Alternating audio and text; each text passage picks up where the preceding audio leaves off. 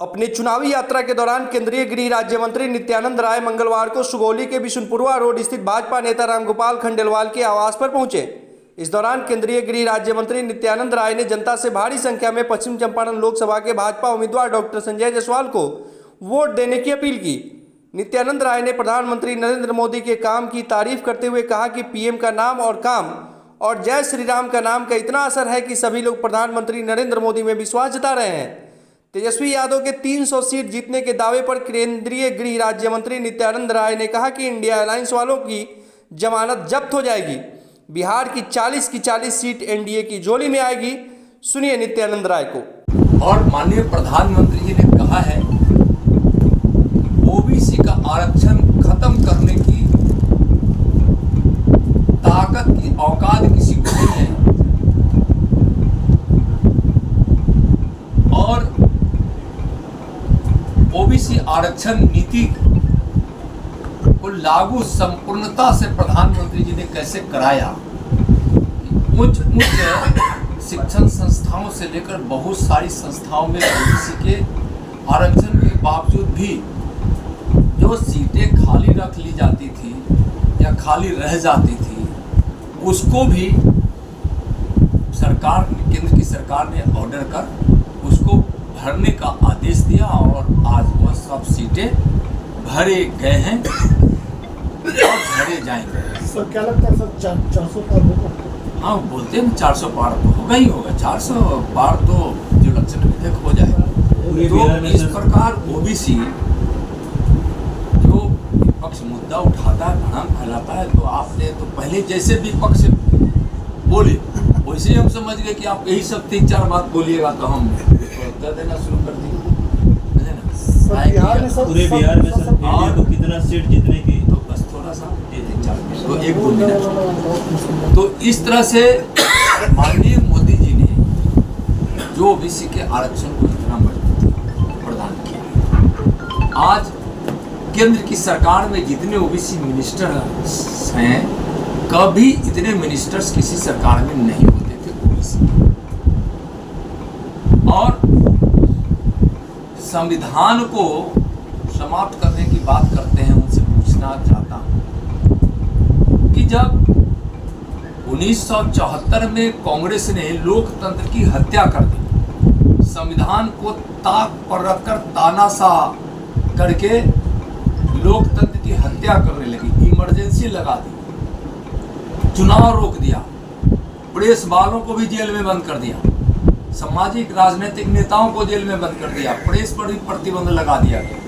उस समय क्या हुआ? संविधान का आदर था। जब महिलाओं के आरक्षण बिल जब कांग्रेस के जमाने में आया था तो इन लोगों ने कैसे बिल को फाड़ दिया। संविधान की धज्जियां कब उठती है?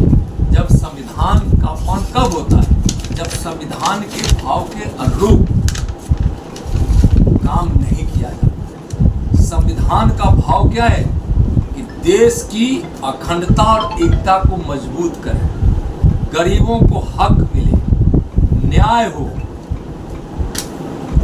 और सबको उन्नति का अवसर मिले। यह भाव है मूल रूप से स्वतंत्रता का अधिकार हो, यह भाव है मूल रूप से।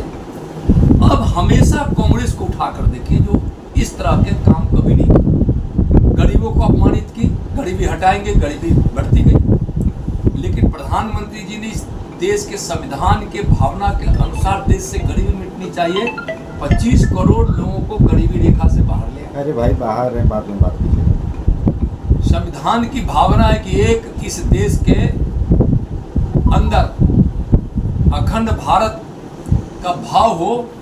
370 धारा रखकर कांग्रेस की सरकार ने और उसको सपोर्ट करने वाली कम्युनिस्ट और आरजेडी की सरकार, लालू जी की पार्टी ने 370 धारा का समर्थन करके संविधान के अंदर एकता और अखंडता के भावनाओं को इन्होंने अपमानित किया है। और आज कह रहे हैं कि हम 370 धारा हमारी सरकार आएगी तो हटा देंगे। यहाँ सब भारत के संविधान की भावना क्या है कि जो आरक्षण की हमारी नीति है वह नीति धर्म के आधार पर नहीं हो। तो आज वह कह रहे हैं कि हम धर्म के आधार पर मुस्लिमों को हम आरक्षण देंगे, तो क्या ओबीसी का आरक्षण के कोटे से काट कर मुस्लिमों को आरक्षण देना, क्या यह देश के संविधान के अनुरूप है, या क्या यह पिछड़ों के आरक्षण को समाप्त करने की नीति उनकी है कि नहीं, या उसका हक मारने की नीति है कि नहीं? कान खोलकर सुन लीजिए, लालू जी और लालू जी के पार्टी के नेता, आरजेडी और कांग्रेस कम्युनिस्ट वाले, नाक रगड़ के रह जाइएगा, लेकिन भारतीय जनता पार्टी और नरेंद्र मोदी जी की सरकार ओबीसी के आरक्षण पे हाथ आपको लगाने नहीं देगी। और आप मुस्लिम को आरक्षण देना चाहते हैं, ओबीसी के आरक्षण को काटकर, वह नहीं होने देगी। ऐसे भी आप सरकार दूर दूर तक भविष्य में बहुत वर्षों तक आप सरकार में आने वाले नहीं हैं। तो यह उनकी नीति है। आज जब कह रहे हैं कि हम संपत्तियों का अधिग्रहण करेंगे और इस पर मुस्लिम समाज का पहला हक है, यह क्या है भाई? इसी तुष्टिकरण के कारण देश का बंटवारा हो गया था। भारत को आज़ादी मिली से एक दिन पहले ही पाकिस्तान बन गया था। ऐसे पाकिस्तान के गुणगान करने वाले विपक्षी को शर्म आनी चाहिए।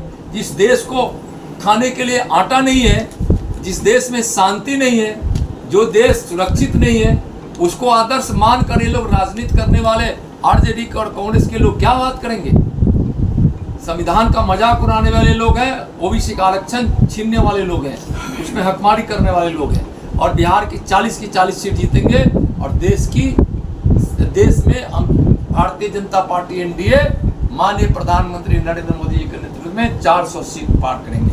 आज लोगों पर प्रभाव है मोदी जी के नाम का, मोदी जी के काम का और जय श्री राम का। देखिए, 5वें चरण का चुनाव खत्म हुआ है और 5वें चरण में तक जितने सीटों पर चुनाव हुआ है, सभी सीटें एनडीए जीतेगी। एक भी वह घमंडिया गठबंधन, इंडी गठबंधन को मिलने वाला नहीं है। लोग अब जात पात की राजनीति से ऊपर बिहार के लोग उठे हैं और नरेंद्र मोदी जी का न्याय के साथ विकास की जो नीति है, सबका साथ सबका विकास का जो संकल्प है, उसके साथ बिहार के सभी मतदाता जुड़े हैं। और अब इस देश के सांस्कृतिक और सनातन जागृति का समय आ गया है और केंद्र की सरकार ने विरासत और विकास दोनों को एक साथ लेकर इस भारत को संपूर्णता देने का काम नरेंद्र मोदी जी की सरकार की है। इस देश के लोगों को रोटी भी चाहिए और राम भी चाहिए। बिहार में भी और इस चंपारण की सीटों पर, पश्चिमी चंपारण और पूर्वी चंपारण की सीटों पर भी मोदी जी के द्वारा रोटी और राम का असर, मोदी जी के रोटी और राम का असर सभी मतदाताओं पे है। और विपक्ष जो भ्रम फैलाने का काम कर रहा है कि भाजपा आरक्षण को समाप्त कर देगी।